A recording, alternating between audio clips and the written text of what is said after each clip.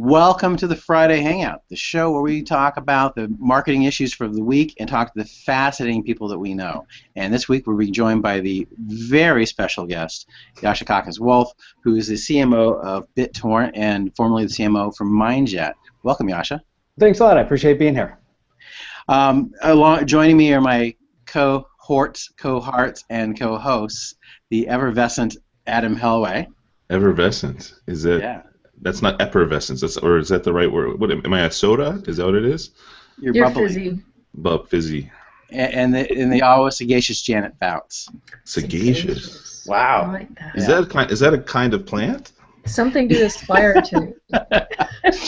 So Good morning. You can always catch us on. Today we're going to be talking about agile marketing and Jascha's new book, Growing Fast, which has hit the better internet bookstores in your neighborhood. And so let's actually Jascha, talk a little about who you are for people who haven't had the pleasure of getting to know you. Talk about who you are a little bit. Yeah. Well, I guess first and foremost, I'm a dad of 3, and I'm a husband. So, and I'm happy to be a person that lives in Northern California. So I've got kind of all of that for me. But from a professional perspective, I've been in the technology kind of marketing and product world for about the last 17 years. I started my career kind of in the early days of the commercial internet at Yahoo, kind of back when Yahoo was just several hundred people, or a little bit smaller than that. Kind of found my way up north to Microsoft, and was at Microsoft for several years, where I was one of the founding members of what's now Microsoft Store. So I actually introduced Microsoft's direct channel, and kind of amongst those two experiences, found a lot of different opportunities to work both in product and in marketing. But really at Microsoft, found a true love for marketing, fully marketing, and from there moved directly into the analytics world, kind of the B2B marketing space, and ran marketing globally for a company called WebTrends, which was one of the first and largest kind of players in the analytics space, especially in the web analytics space, and then deep into the social marketing category with a company called Involver that we sold to Oracle a few years back. I remember Involver, yeah. You've been around for ages. I am. Oh, you can tell by all my gray hair how long I've been around. No, I can tell by the companies that you've been with. Yeah. They go back. But if there's a stamp for me that's been really important, is that I've been incredibly fortunate to always find my way into places where I get to work really closely, both with what we do from a go-to-market perspective, but be really involved with the way that we develop products. And that's a huge passion of mine, both personally but professionally as well. Now, you and I connected. You held the first kind of agile marketing manifesto meeting, and what was interesting, it was a free meeting at MindJet. Yeah. And there were people from literally all across the country flew in for this event. And so that's how we met. And that, for anybody who doesn't know MindJet originally started as a mind mapping software and then evolved into a collaboration platform. Is that fair to say? That's absolutely correct. So right in the kind of center of the productivity world is where we spent our time. And so from a marketer's perspective, I was able to use kind of MindJet's platform to help drive forward a lot of the business process changes that I think marketers need to think about, Agile being kind of one of the most prevalent. So for anyone who, Agile is one of the things that's been around a little bit, but it's still not widely known. Yeah. Could you talk about, can you give people kind of a quick primer on what Agile is? I can get that phone really quickly. I do a really good phone voice. Hello. I'm teasing. Here's part of the challenge that exists when we talk about Agile. It's that Agile has kind of a synonymous relationship with the concept of just being fast. And marketing and being fast have always had a relationship with each other, but the reality is that Agile is not just about being fast. It is fundamentally about the process of Agile, and Agile marketing is about discovering better ways to create value for your customers and using new approaches for business processes in marketing. It maybe is a little bit kind of too fluffy of a description. No, that's good. The next question I was going to ask you is to help understand what it is. Could you kind of talk about some of the components and what those are? Because it's a collection of models and behaviors in terms of updating projects. But can you talk about some of the meat on that?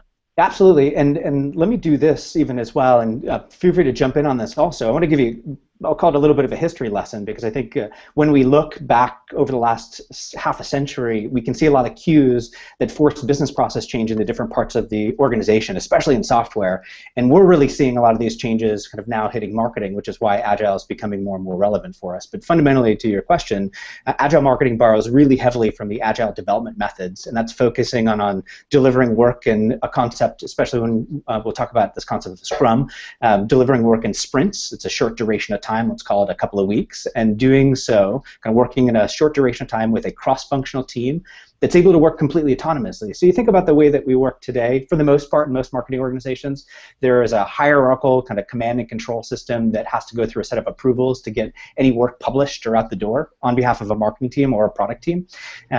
In the Agile world, Agile development, Agile marketing, the team that's working on the projects that they're working on are able to make all of the decisions all the way through to publishing. So it's a really empowering set of processes. But I think it's about reducing friction. It sounds very much right. It's you're reducing friction and creating a marketing unit or a cross-functional unit like you were talking about that has the friction reduced as much as possible, and then in addition to it, I don't know if you actually this is how it is when it comes to the software development, is understanding how far you're going to go in these sprints so that you're not risking screwing up something because you're doing things in discrete chunks that you can then sort of test, right? That's right. So are we talking about taking in Agile marketing, are we talking about doing the same thing in regards to sort of discrete, quick sprints that then can be tested and then applied back to something again or larger, another cycle? Yeah, you nailed it. You absolutely nailed it. This idea of continual delivery, getting enough feedback so that you can prove or disprove a hypothesis, and then moving on, either kind of doubling down or replacing kind of whatever the story is that you're working on. But the kind of this backstory for me was one of actually the drivers for a lot of the time that I've spent investing in Agile processes, both with my teams and also talking about it publicly, kind of learning about why Agile actually came to prominence first in the development side of the house. And then I'll keep this kind of condensed from a story and try and keep it interactive as well. But it actually goes back to the 1950s. In 1956, at a developer symposium, kind of software development, kind of the ideas of software development were becoming more popular, kind of mainframe concepts were starting to come about. In 1956, at a developer symposium, the term waterfall development was actually introduced and written about for the first time. Are all three of you familiar with the term waterfall development? Yeah. It's this kind of It's a sequential process. It's a sequential process over time where it basically says when you're going to build something, you have to understand the final answer. You have to know exactly what it is that you're going to deliver, and then you line up all of the resources kind of sequentially so that you can execute on that final perfect vision. There is absolutely no room for modification throughout that entire process. Waterfall came from the construction world. In fact, it came from manufacturing construction. Imagine building a skyscraper or building a car. Like, you had to design the absolute right answer to begin with, because as you're building a skyscraper, for example, if you're up on the third floor and you've laid down the foundation and you've put together the scaffolding, you really can't change the height of the third floor because you've found that the first two floors are actually too tall or too small. It just doesn't work that way. But this idea of really being intelligent about the planning process, lining everything up sequentially, getting all the resources together, found its way directly into software manufacturing. And this process started in the 50s, and it grew to popularity to the point where pretty much every software development company followed a waterfall development process. And let me tell you that it actually found some huge successes. In fact, companies that many of us know because of our age group, and I at least have more gray hair than everybody else, software development companies like Microsoft, even Apple hardware and software early on, the HPs of the world, every one of these behemoth companies who still have enormous valuations and are considered to be very successful all use waterfall development. Here's the thing, they don't today. In fact, the majority of them have moved over to Agile, and here's why. In about 2000, we'll call it 2000, 1998, 1999, the internet was becoming commercialized. Right? We could start to build businesses that were specifically targeted at consumers that were on the internet that wanted to find things or get things. You had the Yahoos and the Googles and the AOLs were starting to grow. And what they found is that when they were working, this idea of sequential development for their business didn't work. Right? They saw empirical data about the way that their customers were using their products, who was traveling from one site to another on Yahoo, who was using mail, who wasn't, and they were able to use that data to make quicker changes, to get that feedback and actually put processes into place that allowed for them to adapt to the way that the customers were using the product. this model really had no relationship in traditional software development. So you went to a company like Microsoft in 2001, which is around the time that I joined, and most of them looked at kind of these processes that internet companies were using as fads or crazy or haphazard. But here's the thing that happened right after the kind of early aughts started to kind of see changes in business processes or ask for changes in business processes. The internet became a deployment vehicle for all kinds of software, enterprise software, mid-market software, small business software, every kind of software. And the thing is, the businesses that were using traditional waterfall development didn't have people that weren't smart, didn't have people that weren't capable, but their business processes stopped working really well for them because their customers, as they were getting their software that they were deploying to the web, weren't using it the way that they expected it to. They weren't happy with it. I mean, we still see relics of this today when we complain about how horribly designed enterprise software has been. And the reason for that is, yeah, jump in, please. So iteration is good, right? We all understand that iteration is good and that it's an essential part of the process. But just to kind of direct you back off to a different trail is how does that relate to marketing as far as Agile goes? You know, and it's really about trust as well as everything else, because you got to be able to really trust your team to be able to let them run with things. Yeah, I mean, trust is important pretty much everywhere, personally and professionally. Yeah.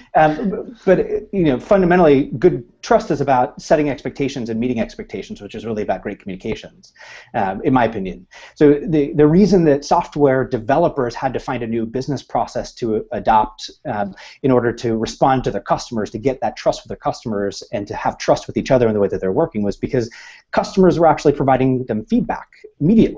Good communication, and developers had to find a new way to communicate and gain that trust back with those end customers and those developers. And so they developed in 2001, 2002, the Agile Development Manifesto. And today, we're now 14, 15 years later, post the development of the Agile Development Manifesto, over 70% of companies in the US use the Agile development processes. So this kind of huge technology change, the cloud, pushed on a need for business process change. That need for business process change flipped its way into kind of mass adoption over the course of 10 years. So here's what's pretty fascinating, though. Marketing, for the most part, really didn't care. You know, I remember being in marketing as this change was happening for software developers, and here's what they said. Our development team is faster now. We do releases on a quarterly basis or a couple of times a month or something like that, but we didn't really have any reason to change it all. But the reason to change came for us, and we're dealing with it right now, and a lot of people don't recognize it, just like developers didn't recognize the cloud as the kind of primary technology change that drove this business process adoption for them. That change happened in large part thanks to guys like Jack Dorsey and Mark Zuckerberg. The social networks, as they grew into the prominence that we know them to be today, had a very significant impact on the way that customers could interact with us. Right? Imagine a time just 10 years ago, or let's call it 7 years ago, where you or me in marketing would come up with a great idea, a perfect idea, and we would push it out, and we would assume that we were correct about what we had done, and several months later we would use qualitative for the most part, but not quantitative data to actually prove that, and then we would go tell our boss, who's the CEO, that we did a great job. So one of the things you talk about in your book is structural mind versus exploratory mind, and I think that captures kind of the reason you wrote the book and one of your passions around agile marketing. Could you talk about what those are? Yeah. So if you think about it, marketers now have a bidirectional communication with their customers, just like developers did for the first time, let's call it a decade ago. It's our responsibility now to start to adapt to new ways, to ask what if, to seek out kind of new approaches and try, call them novel, but call them different approaches to the way that we're going to interact with our customers. That's really the main concept behind this concept of, or this idea of the exploratory mind for me and for Kevin, who kind of wrote this book, Growing Up Fast. We believe that it's really important for organizations holistically to really help everybody in the organization understand the concept of the exploratory mind, understand how new business process can actually help them find stability and predictability in their work, and that it isn't a scary kind of process to ask what if and to try new things. This is flying oftentimes in the face of the way that most organizations have been built out, which is very top-down, dictatorial, hierarchical, right? This structural mind concept is about stability. Its structure is scaffolding. It's the bones of a company. It ensures processes are followed. It's about schedules and meetings and paperwork and sign-offs and authority. And it's fundamentally the way that our business gets paid, right? It's the way Sort that of. It sounds like there's a bit of a bit of life where it's prioritizing tradition and culture over progress and results in a way. That's right, and the thing is, it doesn't actually have to be a trade-off. And this is one of the big challenges that exist in many organizations, is that we assume if we're trying new business processes that we're shunning everything that we know and have been taught over the past century, right? In marketing, we've got a lot of kind of muscle memory that's been built up in our industry over the years. The reality is adaptation isn't kind of getting rid of something, it's about adding to. And that's really the big story in our book. It's that you have to add into these hierarchical processes that exist inside of businesses, not discard them. Well, so I was talking about hierarchical, my tongue twister there. Can you talk about the hierarchical, my gosh, what's going on with my mouth? Stalemate and the solution to solving it?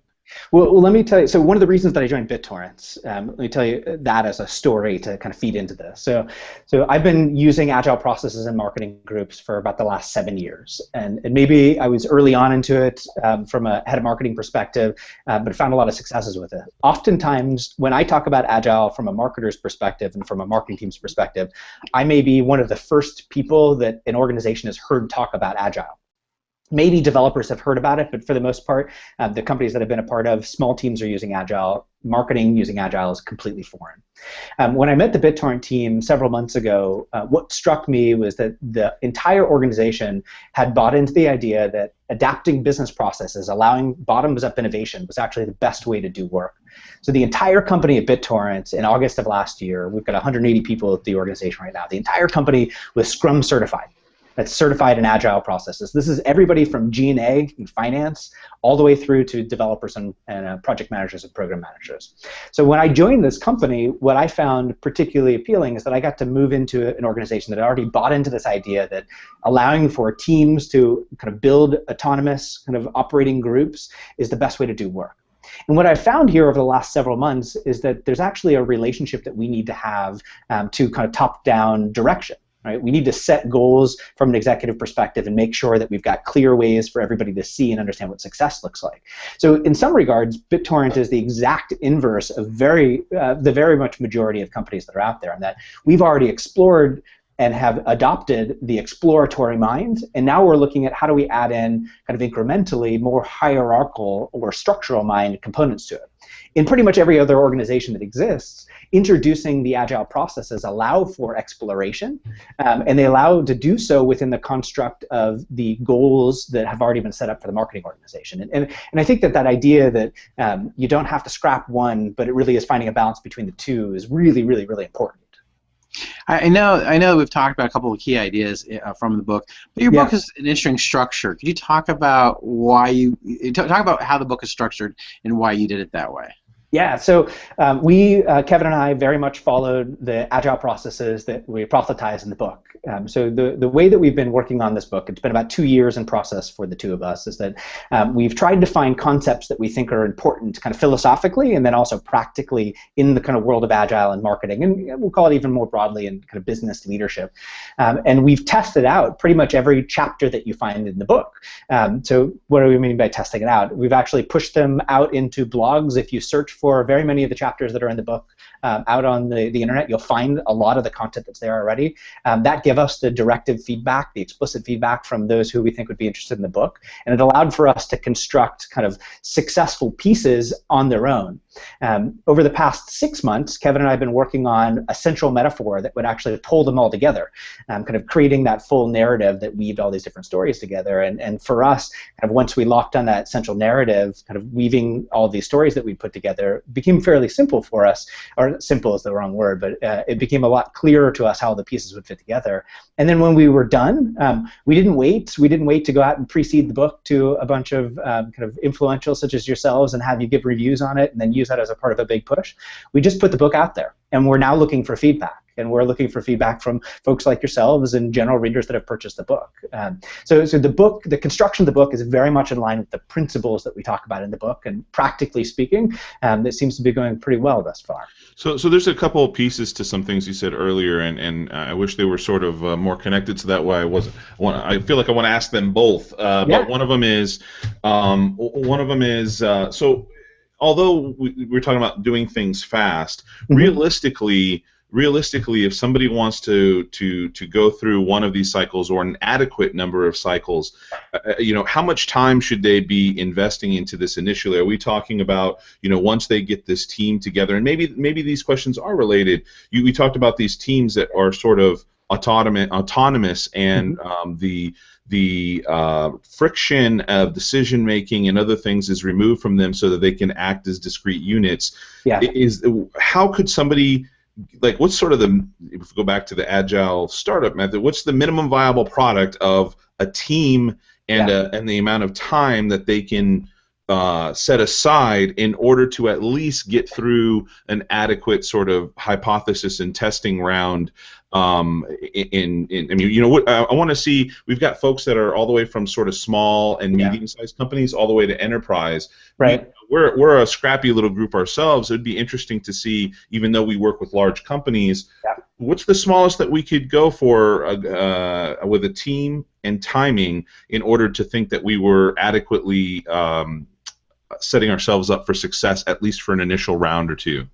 So I'll first share the kind of dirty little secret of Agile, and then I'll share with you kind of my perspective on exactly. I won't tell anybody. We'll keep it super quiet. Yeah. So I've had a chance to meet some of the authors of the original Agile Development Manifesto, and it is not nearly culturally as significant as the kind of drafting of some of the kind of works that our founding fathers of our country had put together. But it would be interesting to have a chance to go back and talk to some of them, and what was the intent of these things that they'd written.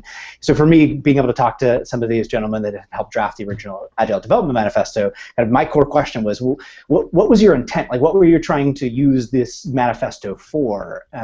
Was it to produce a system that everyone had to follow, like a doctrine, or was it something different? And the answer was, it was something different. The answer was that these were a group of developers and consultants that were trying to develop a playbook that could be adapted in any situation.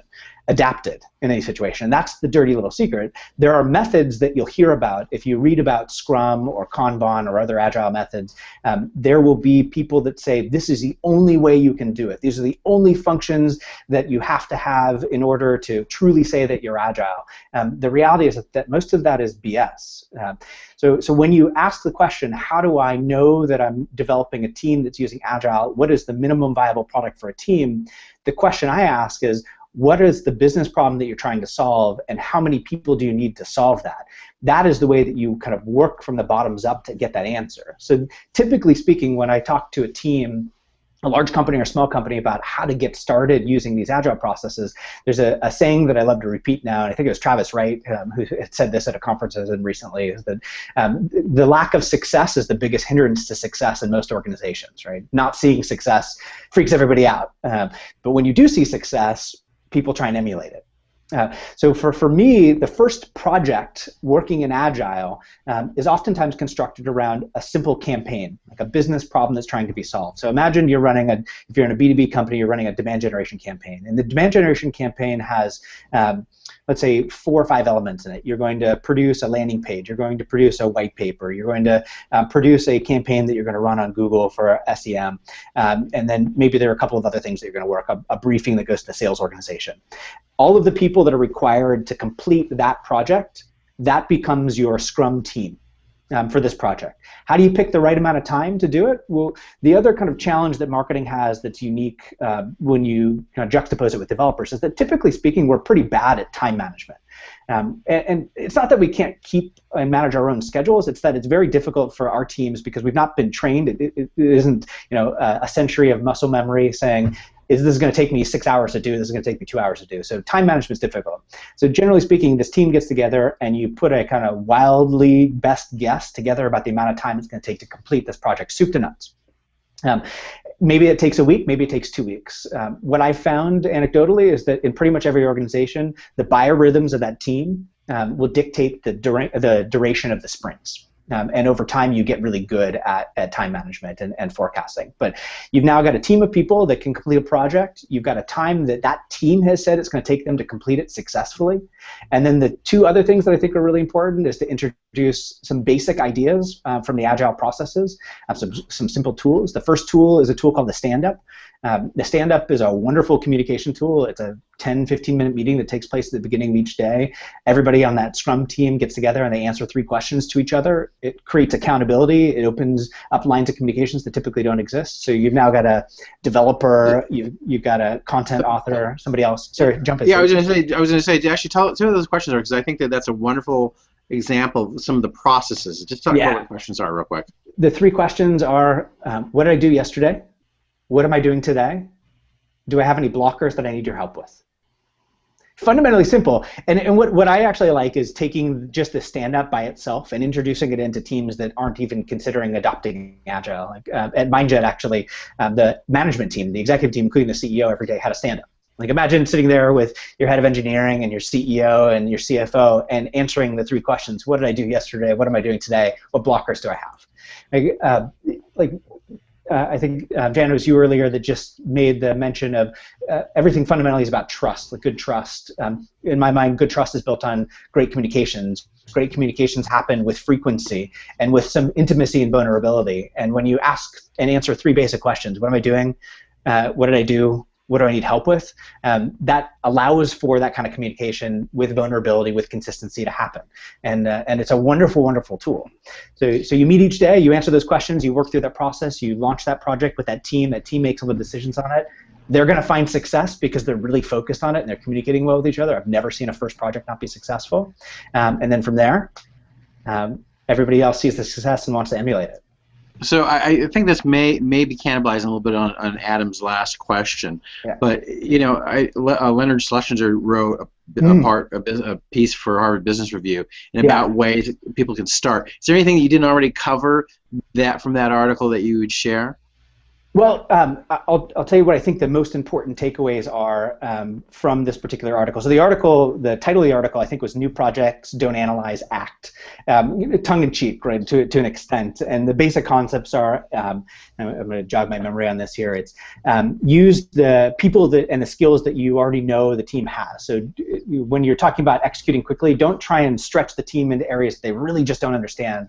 So kind of use the tools that you have within your organization. The second one is, and this is really important when we think about, Adam, some of your questions around MVP. It's like, how do we stay within the acceptable limits of loss? And that's an interesting concept to think about from a marketing perspective. It's like, how much can I do where I can have an impact, but it's not going to mess everything else up?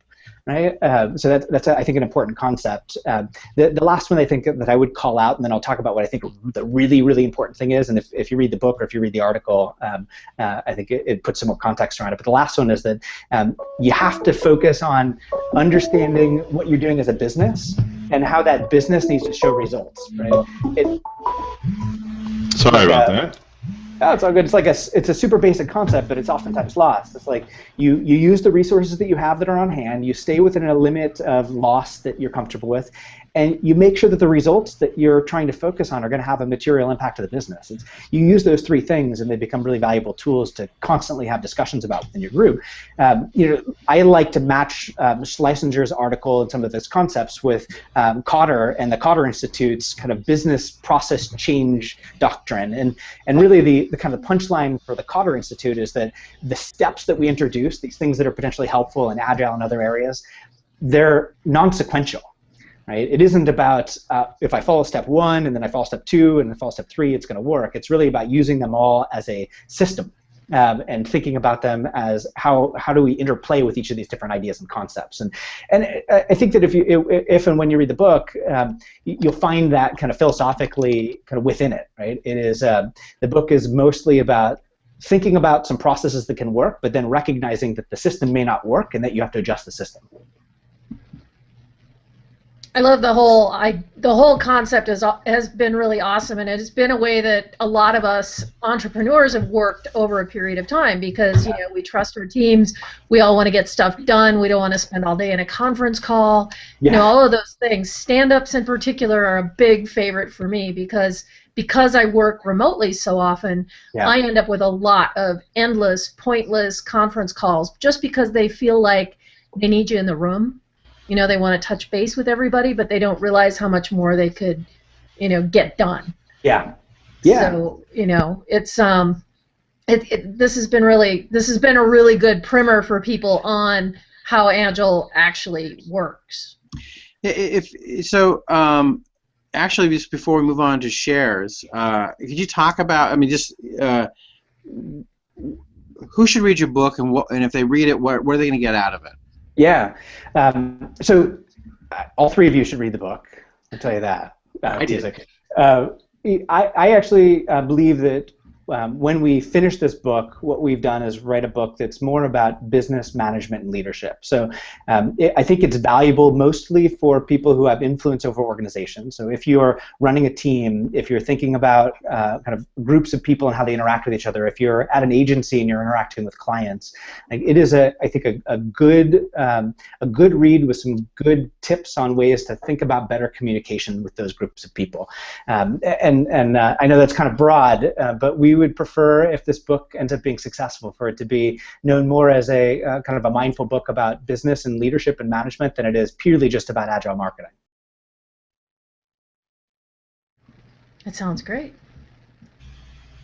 And it's got some shares this week. Steve was muted. Steve was muted. I was muted. I was muted there. I was actually trying to find the link for Jascha's book, which we'll share here in a second. So actually, Jascha actually has shared kind of a bombshell, at least for me, because I'm a big fan of somebody he's working with. Yeah. Why don't you start us off with our first share? Yeah, well, it probably not surprisingly has a really wonderful relationship to the discussion this far. So as a company, as an organization, we believe in experimentation, and we run in this agile process. About a year ago, or a little bit less than a year ago, a few members of our team, in a process internally at BitTorrent that we call the Palooza. The Palooza is a once-a-month meeting for a couple of days where teams kind of work on projects that they think are important, matching the mission of the business. Some of the guys in our organization and women in the organization said, we think that there's a better way for the music industry and really creatives generally to communicate what they're doing, their content, and kind of work with their fans. And so several months ago, our team invented part of the BitTorrent portfolio of products called BitTorrent Bundle. It's bundle.bittorrent.com, and it's over the past year started to gain traction with a lot of kind of critically thinking artists. Why has it done that? Well, one, we've got a very large audience that we're able to introduce the content to, 170 million monthly active users in BitTorrent. And so when an artist says, I need to get directly to my fans, not use an intermediary like an iTunes or a Spotify, they can look to BitTorrent and Bundle in particular as a way for them to talk directly to their consumers, to their fans. How do they do that? They publish their content into the BitTorrent bundle, and then they make it available with a gate. And a gate has been traditionally, they offer some free content like a video and some music, or maybe a book and a video trailer. And when they unlock the content, typically with an email address, they get all of the content for the bundle, and then there's a direct relationship that happens through the email exchange directly with the artist. And we've been talking about, we actually just passed 100 million downloads of BitTorrent bundles about 3 months ago, and we've been talking about the ability for artists to actually make a living using something like Bundle. And for the last few months, actually longer than that, we've been working with someone who I'm a monster fan of, Steve, that you mentioned. Part of my musical tastes, but also kind of when I grew up, Radiohead and Tom York have been enormous fans of mine. Sorry, the inverse of that. They have no idea who I am at all. I've been enormous fans of theirs, and so I was pretty tickled that we've been working with Tom York, who just released his brand new album, kind of didn't announce it, pre-announce it, surprise release today with us exclusively on BitTorrent Bundle. So you can go to BitTorrent Bundle today. You can purchase his album, his brand new EP, for $6. You can do that anywhere in the world, and it's via torrent. So the kind of fun juxtaposition is that you think about Apple and iTunes and U2 over the last couple of weeks, and how that's potentially disrupting the music industry and the entertainment industry, kind of establishing these big artist relationships with big businesses and the cloud. Tom York has taken a very different approach. He's really trying to experiment on the democratization of his ability to sell his content. And he, like us, both talk about what he's done today with us as an experiment. If this is successful, both for him and for BitTorrent Bundle could become a very legitimate opportunity for any artist to actually sell their content and do so without a middleman. Which we're really excited about. So that's my share for the day. Tom York, BitTorrent Bundle, exclusively on bundle.bittorrent.com. Well, so I'd like copyright. Sorry, go ahead. I was gonna say, so if the FBI, we see photos of helicopters swarming your house, like Kim.com, we shouldn't be surprised. No, I know that. You know, joking aside, one of the things that we combat here at BitTorrent is that we actually have zero relationship with piracy. We have condemned piracy since the inception of the business. It so happens that the protocol that our founder developed, Bram Cohen, whom is still our chief scientist, was really invented to replace HTTP. Right? He saw 12 years ago, 10 years ago, that the internet was going to change, that more files and more content were going to be shared, and that HTTP wouldn't be able to do that. So he invented the BitTorrent protocol. It still, to this day, is the absolute most efficient technology to pass information around the internet. Upwards of 40% of the traffic on the internet every single day is coming through the BitTorrent protocol. And what has happened is that it's enormous, right? It's enormous, and it is that way because the BitTorrent protocol handles big files better than anything else. BitTorrent has never been associated with piracy. However, the BitTorrent protocol has been and oftentimes wrongfully used by organizations like the Pirate Bay. But blaming BitTorrent for piracy would be a little bit like blaming Microsoft for horrible Word documents, right? Let me be clear, I wasn't suggesting anything untoward from BitTorrent. I just know that the FBI showed up Kim.com's stead when they started talking about basically disrupting the music industry. And I'm sure that was not a coincidence. That was my only reference. I'd like to point out, though, that I like to tell the story, though. It is. It's a great story, and I think that a lot of people are kind of still have a little bit of negativity attached to that name recognition, which is no longer deserved. And I think it's really cool. I just checked on Twitter, and Tom York is still trending on Twitter. So, you know, clearly, and it's the announcement of you guys doing the release. So I think that's pretty awesome. Well, thank you. I appreciate it. So Janet, why don't you go ahead? You actually have our next piece. Why don't you go ahead and take that up, if you would? Well, I kind of wanted to talk briefly about a fairly new social network called Ello, and a lot of people have been talking about it. Lots of people are, you know, excited about it, and I kind of wanted to hear what Adam's perspective on it was, because that was a pretty good discussion when we were off the air this morning. Can you talk a little bit before we jump into that? Can someone talk about what LO is and why it's special? Adam? It's Australian for hello. Well, anyway, closing on that. No, it's been great to see you this week. So it's quite interesting. This is what's interesting about it. It is a new social network that some guys launched. I actually have not dug really deep into the story behind it, but some individuals who felt that you know, Facebook was a place where there was too much advertising and too much noise and too many privacy issues and all that sort of thing. They wanted to create this really stripped down social network that would allow folks to congregate without worrying about those things, which very much reminds me of app.net on the Twitter side of things that was trying to sort of democratize, create the stripped down way to have a Twitter-like feed. And so ello.co, ELLO.co is the site, and you know things are launched all the time.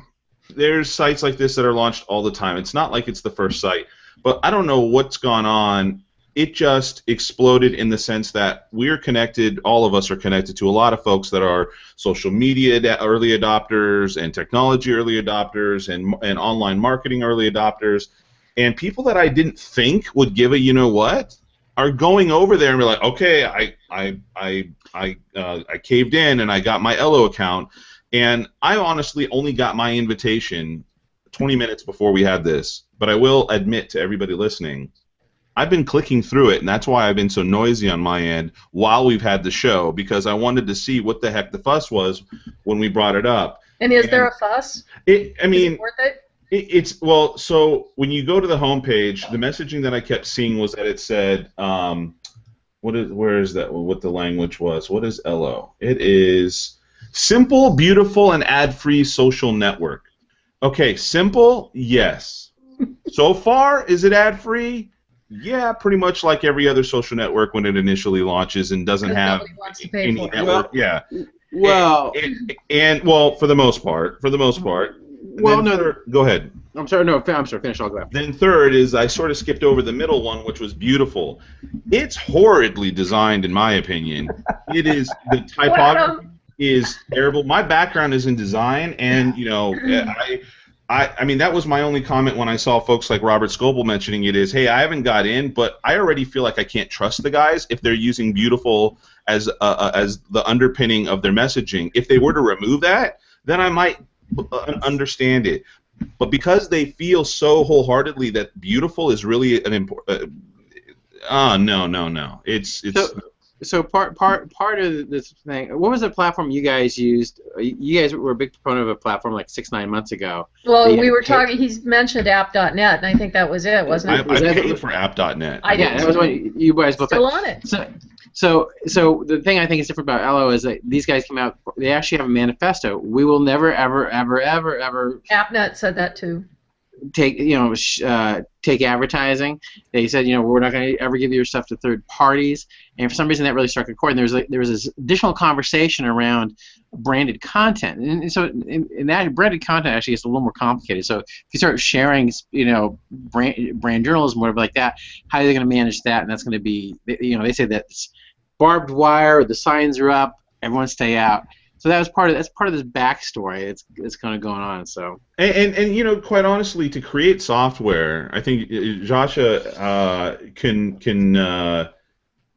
potentially attest to this as well. To create software without having a lot of users on it and make it free and available to people is relatively low cost. So they themselves could just simply be going, here you go, we created this app. It does sort of the standard things that you can see in Facebook, really, which, to be honest, is just following other folks and posting stuff on your account.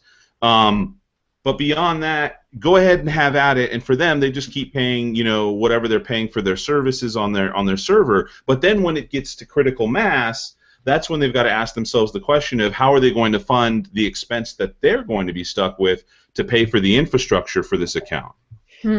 Yeah, I think in the kind of world of low-cost software, one of the big misgivings is that it has to be better than just good enough when you start to invite a bunch of people in. And I think if a lot of interactions end up being like yours is, and I'll tell you that I think mine is somewhat similar. Like I'm in it, but I'm not really finding a ton of use for it because it's not easy to use. Beautiful notwithstanding, right?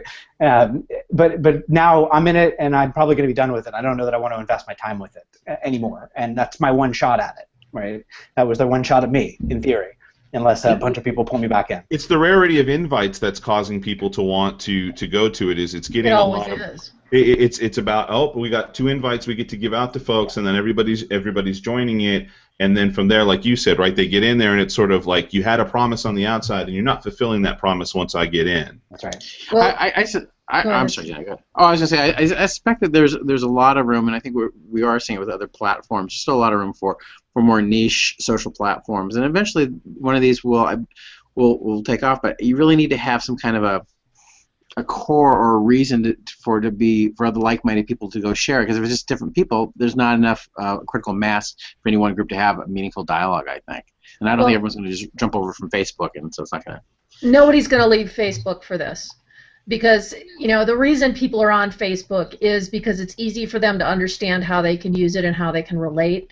And, early adopters like us, yeah, sure, we're going to go check it out and decide if we're going to use it or not. But are we going to use it long term? Probably not. And the mass of people that use Facebook on a regular basis aren't going to get it, so they're not going to do it.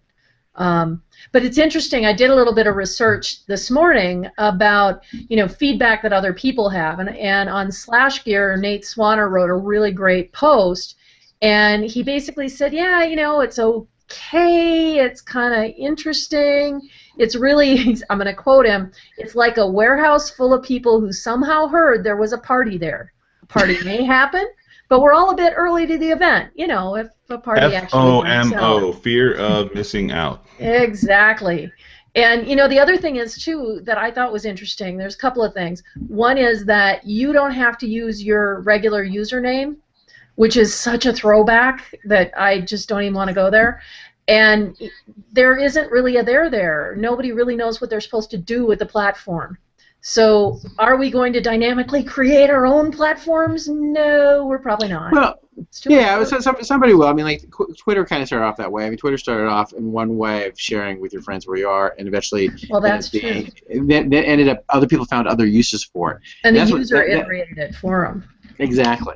Yeah. So I think that we're at time. Unless anybody has any quick shares or anything they want to say before we go. I'm good. Ah, excellent. Jascha, if somebody says, "Hey, that guy, I want to read more about him tonight in my bed," where can they find you? Where can they find you? Well, that's a creepy thought. Right.